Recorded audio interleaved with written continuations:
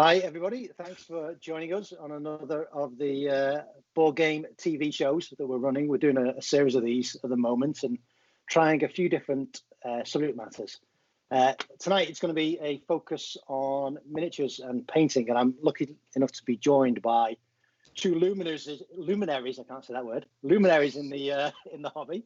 We've got Jason Frowde, who works for Lucky Duck Games, but also many of you in the group will have seen his work he does for painting nights, commission work, but also a lot of hobby work, and for a lot of the publishers in the industry. He's done a lot of models which have been featured in articles. And also we've got Luke Pryor here as well, who hosts some YouTube channels focused on modeling, but also runs a Facebook group, Stand the Tabletop. I was going to say the wrong way around. Standard Tabletop. Yeah.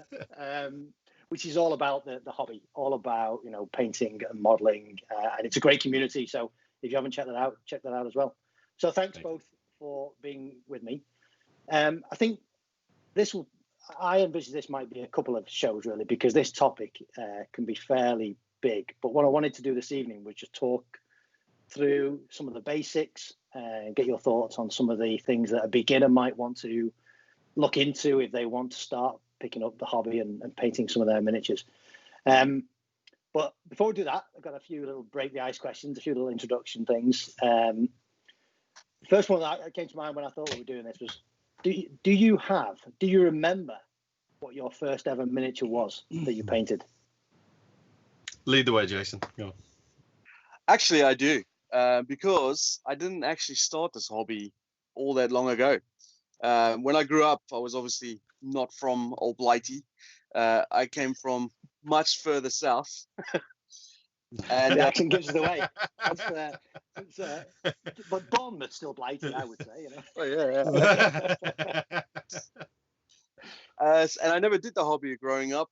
I didn't pick up a paintbrush, didn't even play board games or anything until I was probably in my mid-20s. Looking at work, that makes me slightly sick now. Yeah, I know, yeah. Yeah, thanks. That's a great start for me. And of course, as most people in this hobby came together, was through Games Workshop. I was a massive fan of the Lord of the Rings movies by Peter Jackson. And I found White Dwarf in a W.H. Smith with Elijah Wood's face on. I didn't know what White Dwarf was. I just saw it had Lord of the Rings on. I was like, oh, what's this? So I picked it up. I bought it. I read it from cover to cover, probably 3 or 4 times. And then I noticed in the back they had an index of all the Games Workshop shops. There was one nearby. I went. I had a look at what they were doing. I remember coming out of that shop, and my wife, well, then girlfriend, now, she said, Did you enjoy yourself? And I went, I had absolutely no idea what just happened. And it was freaking awesome. Excellent. And so I picked up the 6th edition starter box. Empire was the way to go. I painted up an Empire handgun, a little Empire handgunner. I painted up in what was called the Bumblebee scheme, which was yellow and black. And that was it. That was where I got stuck in it. Wow. I imagine, Luke, you're going to go back to the depths of time similar to me, aren't you? I'm going to go back to, it would be probably the early 90s, the very earliest of the early 90s. Oh, I would have been... making me feel old. Yeah. Well, I would have been 9 years old. I've always put it back that I came into the hobby at Hero Quest, which I think I got for Christmas or my birthday when I was about 9 years old. And they would have definitely been the miniatures I painted. And I probably actually, in fact, I know I have them as to which one was my first one, but they are shiny and smoothed over by thick, shiny enamel Humbrol paint and utterly ruined. But yes, that's certainly where I started. And then eventually I played Hero Quest to death with my family, especially my mum, bless her. And then eventually we went to a Games Workshop in Cambridge, and I think I was probably, again, about 10 or 11, but I still remember the day like it was yesterday. I can remember walking straight in, and right in front of me there was Epic, as it was called. Well, it was, I think, probably called Space Marine at the time, which is the really, really small scale version of Warhammer 40k. And they were playing away on that, and I just saw these Titans. I thought that looked really cool. I saw these buildings, and then I just went around looking at all the stuff on the shelves, and I was like a kid in a candy shop that had never seen candy before. It was just, it was ridiculous, and I just remember all of it so vividly. And that was the top of the slippery slope that I. So when you bought them, Jason, you obviously paint them straight away, as you just said. You bought them and you painted them. You got into the hobby side of it very quickly. Was that the same for you, Lou? Did you, the first miniatures you bought, did you buy them to paint, or did you? No. Well, I mean, my brother and I had painted. Like, my older brother got me into. We would do Airfix kits and stuff, but he was a lot more into that than I was, and then I found the whole fantasy and sci-fi stuff, and that's what then really triggered it for me. And my mum's a very, very talented artist, so she was quite encouraging of it as well, I think. And it was a pretty standard hobby back then for a kid, in some way or form. It was still pretty early-ish days for Games Workshop, but such different childhoods. Oh, drastically. When you were getting into Games Workshop, the last thing I was doing was telling anybody I was into Games Workshop, because I was at an age where no. I was a doorman or whatever, and it's like, no, you don't have a doorman on the front door of a pub who goes and paints minis and rolls dice with spacemen. That's not that. So I'm not going to go into detail on mine, but suffice to say, it was in the 70s. Not 80s or 90s. Oh, bless you. And it was, Games Workshop, well, it was Citadel Miniatures. But also there were a number it was when I was a kid. Yeah, it was Citadel. Back in the Citadel days. And there were a number of other publishers, Grenadier or Grenadine, Miniatures, Ralpatha. Yeah, and so the first one I ever bought, I still have him. You probably can't see him on the screen, but he's a little dwarf. Yeah. Little dwarf fighter who I bought. It's quite a cool little mini. My D&D basic dwarf called Dane. It was nice. The 1983 box set was. Wow. I bought that. So do you have a mini or a set of minis now? Look, that you're most proud of, whether it's an old one or a new one you've done recently. Jason, we'll go to you first. Was there anything you particularly think is outstanding, or you keep on your set from years ago? Not really. I mean, I'm quite happy with when I've done a project and it's finished, and I can look at it as an overall project. I quite like that sort of effect. But there has been a couple of miniatures. I remember one I did, and there was a client of mine who had the War Fantasy, and they had this huge beast called the Mournfang, I think it's called. Awesome model.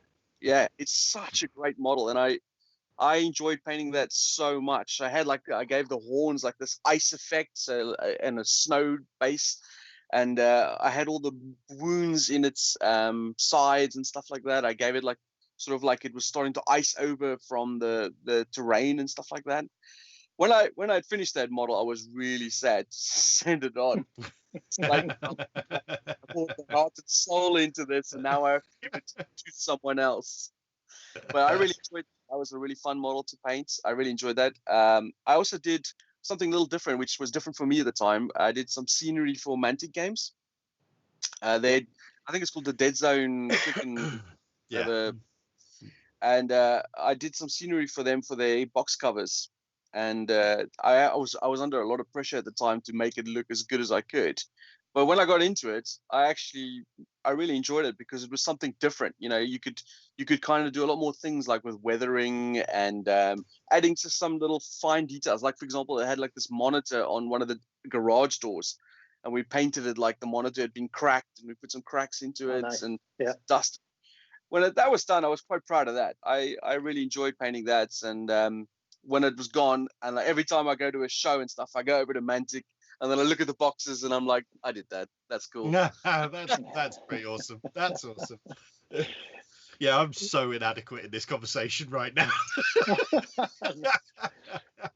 Not at all. They're all different stages. Do you take pictures of all the ones that you have to do commissions for then? Jason? Because that you must have some that you, like you say, you're so proud of, and then you've got to give them away. Do you keep a record? Yeah. On my Facebook page, I've got on the album section. I've got all the things I do. I put them up there into their separate albums. Lately, I'm trying to make it as much as professional as I can, and that's where my partner Carla comes into it, as she handles this sort of stuff. She started putting like pictures of who the companies belong to in the corners and that sort of thing. So it's kind of noticeable that this wasn't just done for myself or whatever the case may be. But yeah, I'm really proud of when I do something for that are going to be box covers or whatever. Like, for example, I just did a big halfling army for TT Combat. Yes, I saw that one. Brilliant. Nice. Yeah, really that was awesome. Yeah. And that's gone on to their website now and stuff. So like in one phase, I'm really sick of painting halflings. So whenever I look at the website, I'm like, oh, that's cool. And, brilliant. And I know stuff as well. So like sometimes you're looking at a model and you go, oh, this is crap. I can't send this. And then you look at it on the TV, whatever, and you're like, actually, they came out all right. Yeah. Excellent. I know, Luke, you're sort of in the hobby side of it, similar to myself, but you're putting yourself out there and showing your figures on Standard Tabletop and on your YouTube channel. Are there any that you're particularly proud of? You've done recently? I'd probably put it down. There's a few. There's one recently I did. In fact, I think it just came up on the screen a few minutes ago. It was I took part in a miniature exchange, which I'd never done before via another Facebook group. And basically the person who ran it, they put out like a couple of themes or whatever it was, and we all voted on a theme. And you then got paired up into each people, and basically you would just take some people would put like in requests to whoever made their thing, saying, oh, well, I like this, I like that, blah, blah, blah, blah, blah. Can just give you a little bit of a proviso as to stuff to stick with. And so our theme was Plague, and the person I was making a mini for said, oh, I like sci-fi or cyber steampunk. In fact, they're up there. And then so I ended up doing this little diorama of these two minis I'd gotten. I got them free from one of the things they hand out at trade fairs at Salute or something like that. I can't even remember what game they were from, but they were cool little minis. And I thought, oh yeah, I could do this so I decided on this kind of like they're in the sort of like the Aliens universe, and they're checking a motion tracker, and they're in this sort of horrible thing, and there's all these tentacles that they don't see coming after them. And that was really good fun. I was really proud of that. I did it quite quick, and I did some stuff that I'd not done before. So I'm always trying to sort of push myself to do some new and interesting little things. But then also my Burrows and Badgers minis are probably the minis I'm most proud of. Not necessarily because of their paint jobs or their bases. The bases I'm particularly proud of, but I kind of owe them a lot because I got out. I didn't get out of the hobby. I've never been out of it. But they were the one that really kicked me up the arse and back into it. I got a few of them at the UK Games Expo, and I was like, these are really, really cool. And just as soon as I started painting them, I was so back in love with painting again. They're just full of character. They're such great minis. And they were the ones that did it for me. And I'm particularly proud of certainly a few of my Burrows and Badgers. They came out really good. That's really cool. On the Facebook group, Luke. What did you get in return? Like, what did the in fact, I got, hang on, where is it? I got many. I've seen it. It is a good one, actually. I got a little diorama as well. See if we can see it very well. So it's a Sisters of Battle in a kind of horrible of sewery thing, fighting a little bot fly thing. Lovely. And the guy who sent that to me, a lovely guy called Tony Howell, and we signed off on the miniature thing, and everyone was like, yeah, cool. And he gave me his little provisos and stuff like that. And I kind of just said to him, go for it. I don't really care. There's nothing specific. I prefer sci-fi, if anything. And then like a week later, he was like, what's your address? And I was like, oh, well, maybe a little bit closer to when you're actually going to send it. It was like, oh no, I'm going to this afternoon. I'm going to put it in the post. I was like, oh right, okay. I better get on with it. I better put my notes into action. So I'm just I'm looking at the time, and I could talk hobby stuff with you guys all night. But I know we did say we'd talk a little bit about some of the tools and techniques for beginners. So if we sort of pivot to some of those, maybe some tips. And if we start, what I consider the beginner is maybe start with some of the tools. Jason, are there anything you think of if somebody's getting into the hobby now? What's the essential sort of toolkit they want to look to buy? And I know brushes are going to be obvious, and we'll come on to brushes in a second, maybe. But is there anything else that you would say, don't start painting until you've got X?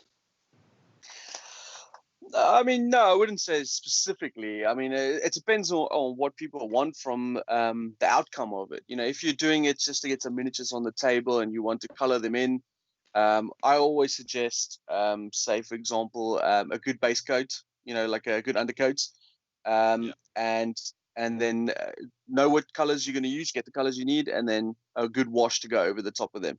Or like now with Games Workshop, we've produced the contrast paints. Because to me, a contrast is the way that works is that you do a base coat and then you do a wash. The contrast kind of melds those two together.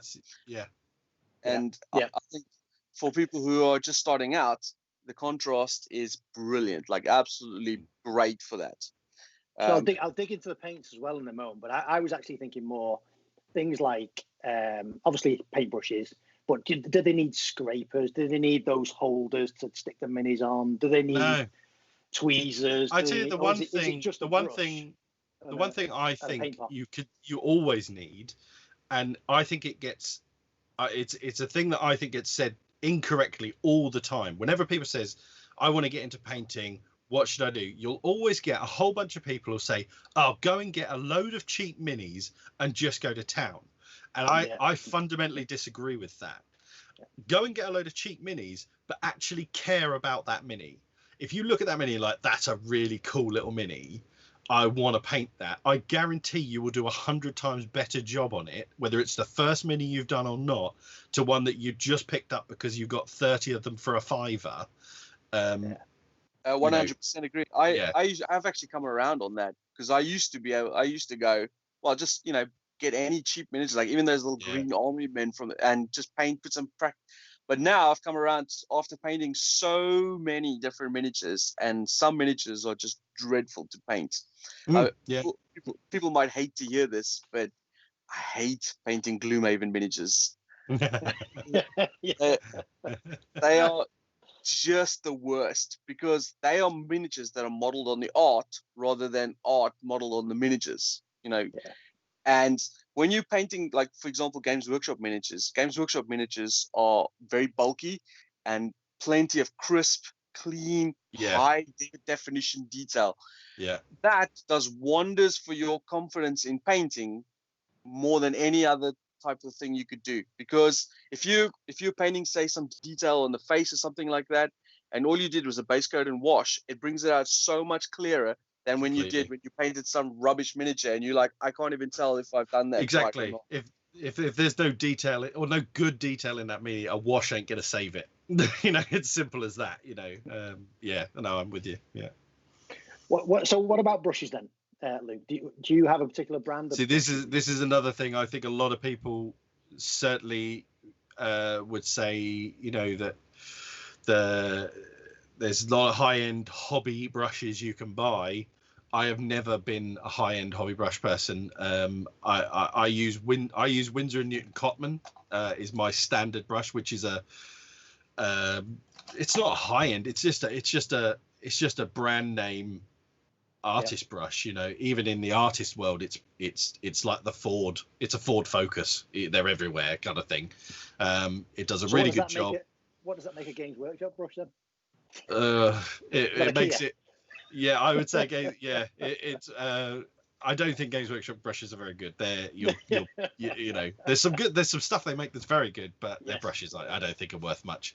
They're good for starters, though, aren't they? Would you not say they're good for starters? Would you say as somebody just getting into the hobby? No, I'd say go and get a Winsor & Newton Cotman for a two, and it's like £5 or £6. And you're fine. You know, that'll do most of what you want to do.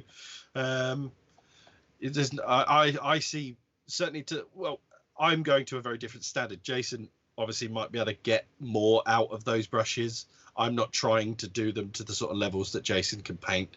So maybe it is that it's a difference between a precision tool and a tool that will do the job, kind of thing. But yeah, I think it's something people overthink. Don't get a cheap brush because you absolutely will get what you pay for, but just go to your local art shop.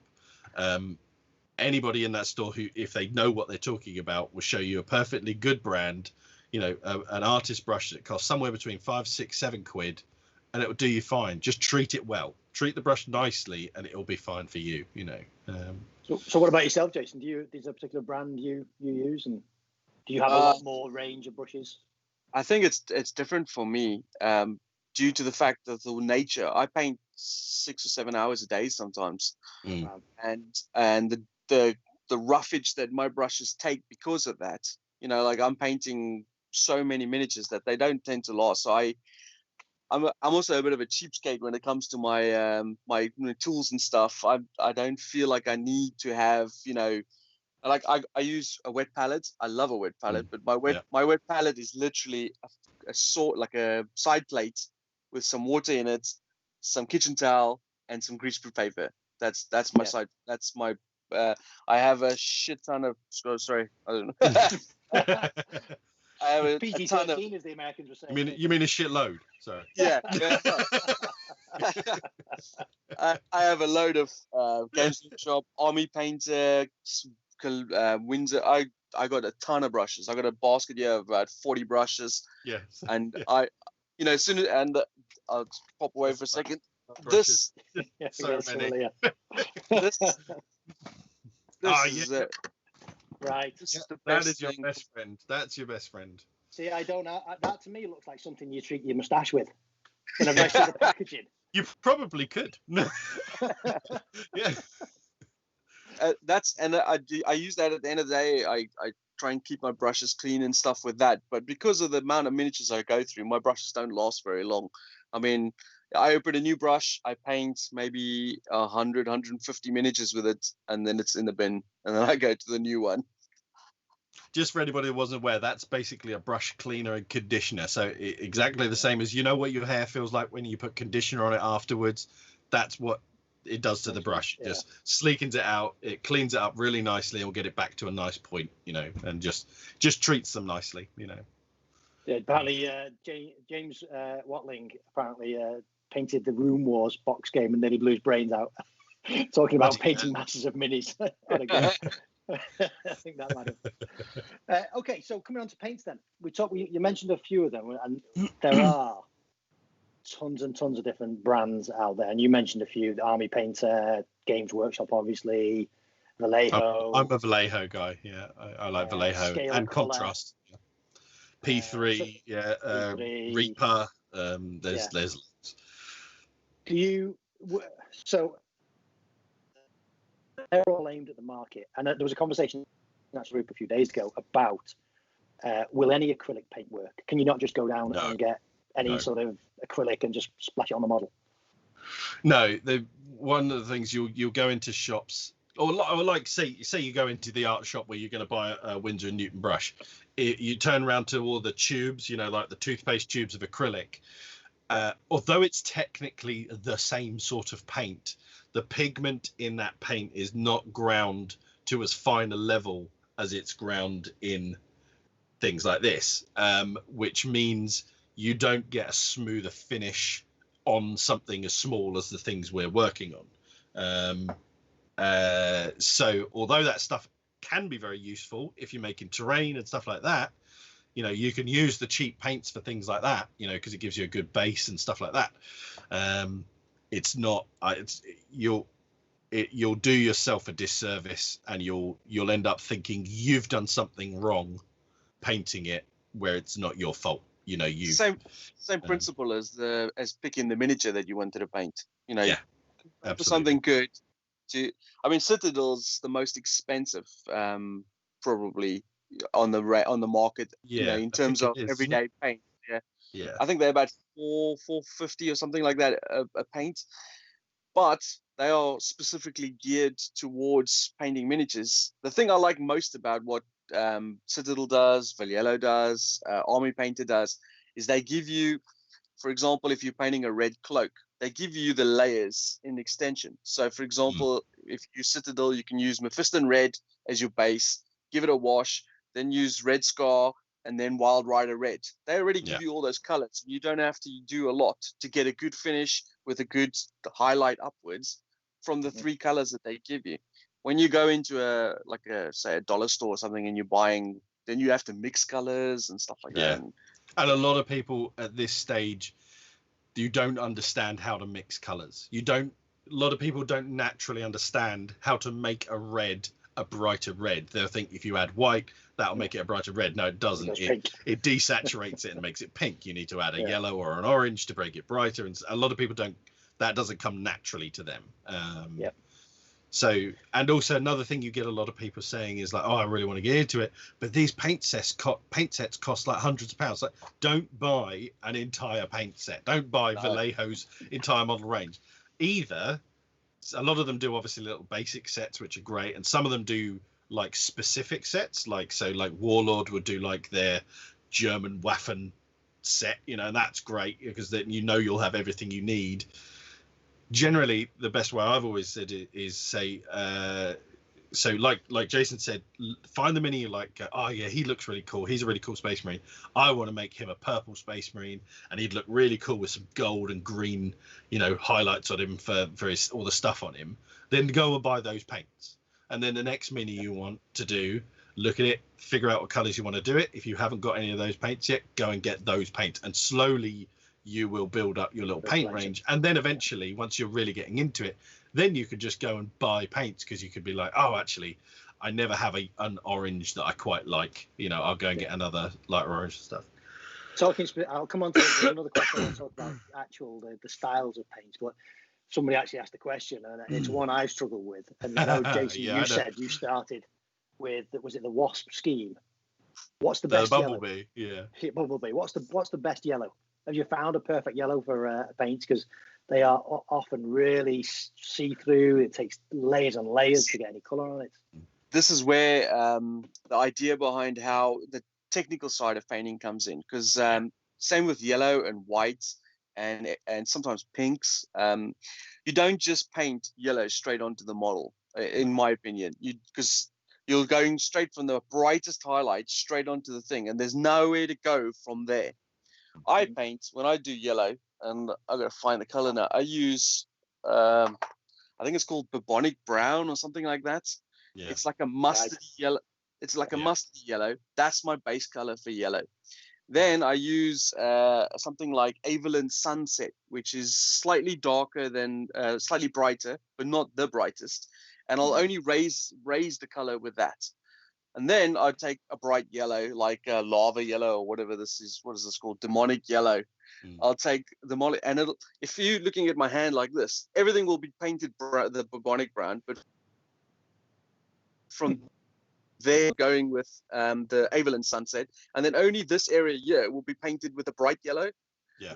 That way, it draws your eye to where the yellow is, and you don't. It looks like, oh my gosh, look how bright that yellow is. But in actual fact, there's very little bright yellow on the model itself. And the same principle, I believe, applies to white. You don't just paint the whole model white. If you're doing a Stormtrooper, for example, you only praise the most raised areas, the brightest white. That way, you don't have to do a lot of white as well. Hey! There you go. The only other thing I would say to that, because that's exactly perfect technique as to how to paint yellow.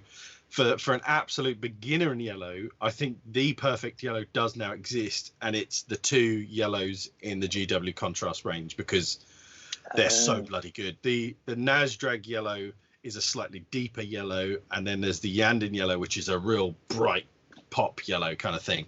And I think that's the Nazdrag yellow particularly does a really nice contrast and self-shade. Probably not a good light, but it's one of those Star Wars droids. Or what it does is, like Jason was saying earlier with the contrast, that does the first 2 steps that Jason was talking about, and then you get that real nice, real poppy yellow to just pick out all of those top edges, and that's how you get a decent yellow. So a decent base and a decent prime, as in a nice bright primer, and then you're fine for the most part. So let's talk a little about the technical paints then. So we've mentioned. Sorry, Andy, just to interrupt that. Luke just actually made me reminded me of something as well. What you undercoat your model in makes a difference as well. Like if you undercoat your model black and you want to paint yellow, you're going to struggle. It's not going to happen. yeah. But if you undercoat your model white or grey sear or something like that, then that works better for yellow.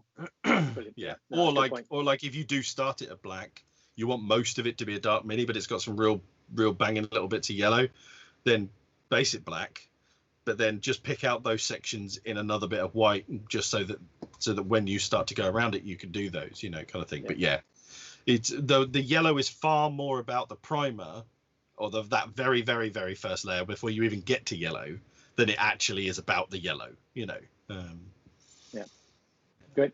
So we're talking technical paints, and I know we've mentioned contrast.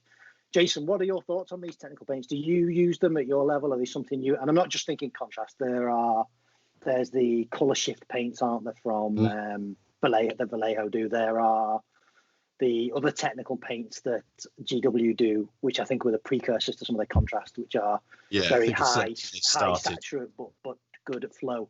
Do you use these, Jason, in your work, or do they? I do, yeah. I mean, like I said earlier, it's basically how you want your miniature to look at the end, not necessarily like. I think the contrast paints are brilliant for if you want to skip a few steps. So, for example, I used to run my own shop. It was where I had lots of people come into the shop and weren't really interested in painting. They just wanted to get miniatures on the table so that they could play. And there's maybe a little bit of a stigma of playing with unpainted models, like because a lot of other people are putting in the effort maybe and that sort of thing. I don't know. So at the end of the day, people will always look for the shortest method that they can get models on the table. Games Workshop used to have this rule that if you go to their tournaments, you have to have 3 colors at least. 3 colors up. Yeah. And some of the models that people would paint would literally just paint like the whole model brown and then add like silver bits and like the eyes, 3 colors, done. That sort of thing. And those are the people I'm referring to when I say they just want to get models on the table. You don't care, what the model really looks like, in terms of looking up close and the detail and all that sort of stuff. And I think contrast works brilliantly for that sort of thing. Just getting models on the table. They give you a good, I don't know what the word is I'm looking for. Like when you base coat and wash, it makes all the detail pop out. And then you can see like the skin has contours and the armor has recesses, things like that. It works brilliantly, and I use it for exactly that. When I'm in a hurry and I'm painting, say, 20 ghouls or something like that, I'll spray the model white, then I'll use, say, something like Guilliman flesh or something like that, and just game changer. Yeah, contrast the whole thing, and then that's when you can leave it just like that, and it's good. You can play with it just like that as it is. But then I'll start adding in veins and dirt in the necks, things like that. Blood in the crevices of their hands and things like that. Just to go wild. Just to bring it up a level, but it helps you speed up that process. And the other thing. Sorry, Jason. Yeah. No, you go ahead. The other technical paint. The other technical paints, there's some great ones as well. Like Games Workshop do this one. I think it's called Hex Flame or Gloom Flame or something. Yeah. That thing is Hex brilliant. Yeah. Exactly. For doing things like such a cool effect. And one of the tricks I used for ice weapons and things like that, you use the one that they use for the rust.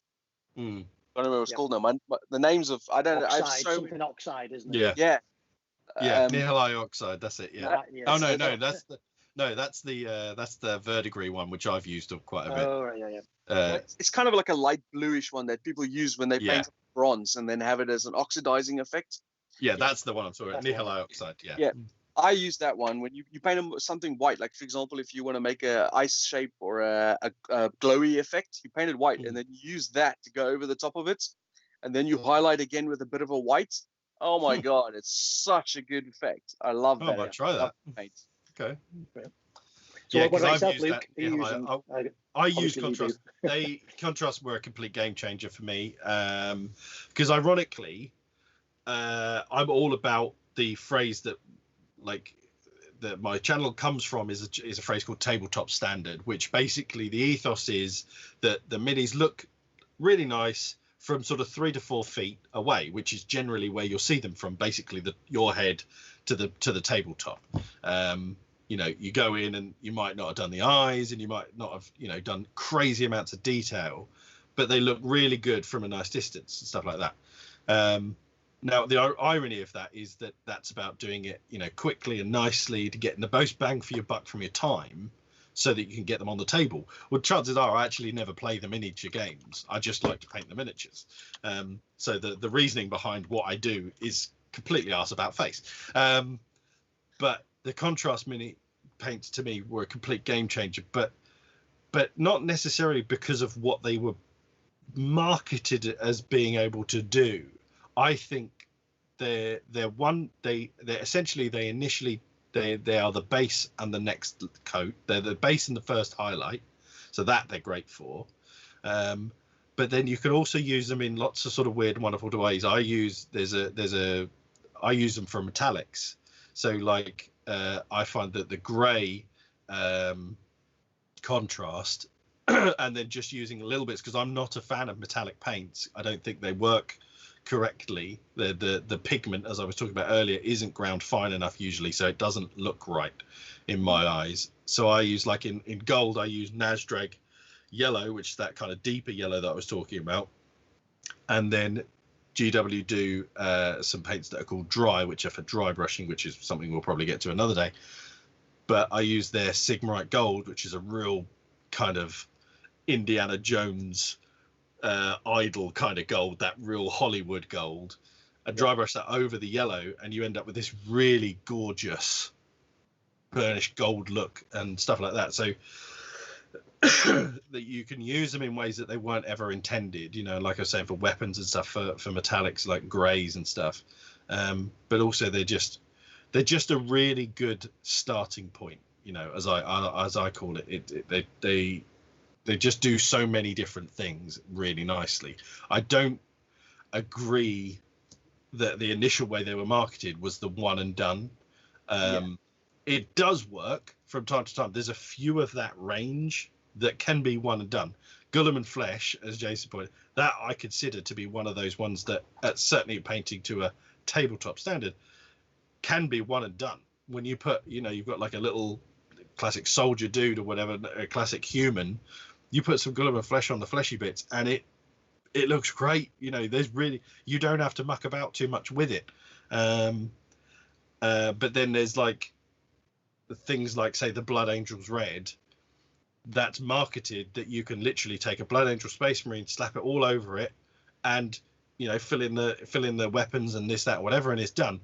It's not in my book at all. It doesn't work because there's too much smooth points the paint doesn't always pull to the edges, and sometimes it will still leave a clear line of stuff like that. So, and also it's a lot darker than I think Blood Angels is supposed to be and stuff like that. So there's loads where they've got it absolutely right, and then there's some where it's like, well, no, that's not what it's for, or it's not the end of it. But they absolutely have a place. The only thing I still slightly have against contrast paints is I wonder if contrast paints hurt beginners in that they often won't end up learning a lot of the techniques that get you to the point that contrast can kind of help you in many ways. Sometimes I think you've got to sort of go through the baptism of fire and get things wrong and right, and get a little bit more brush control and things like that. There's things that contrast takes away from you, like I said, brush control, which is a really important thing. Do you know what? Because you don't need to have brush control too much with contrast, Do you know what? I think that what you've done there, I think, is a perfect sort of lead-in teaser for what I hope would be a part 2 of this conversation. I'm very conscious we've gone to sort of 40 minutes, and I know people's attention spans tend to wane, but I think it's a brilliant conversation. What I'd love to do is have a part 2 of this, because what I want to dive into there is some of those techniques, some of those beginner techniques, the dry brushing, the layering, the shading, and I'm hoping I can learn something, because I've just started to try some of this object source lighting and things like that. There's some of the probably more advanced techniques. There's so much to go into. Yeah. Yeah, there is. But I am conscious of time and taking up your time in one go in the evening. So for me, that was brilliant. I want to thank you both for coming on with me. And I can say I could talk for hours to both of you on this topic. So hopefully we can schedule another session with this, and we can dig into some of those beginner and then maybe some more advanced techniques for people as well, if that's okay with both of you. Pleasure. Yeah. Sounds good. So I will ask Mark if he can, if he's still listening, if he's still awake, we haven't bored into tears, and he could close out the live stream and give us the nod, so we don't keep talking over the live airwebs. Thanks very much, everybody. It's been awesome. Cheers, guys.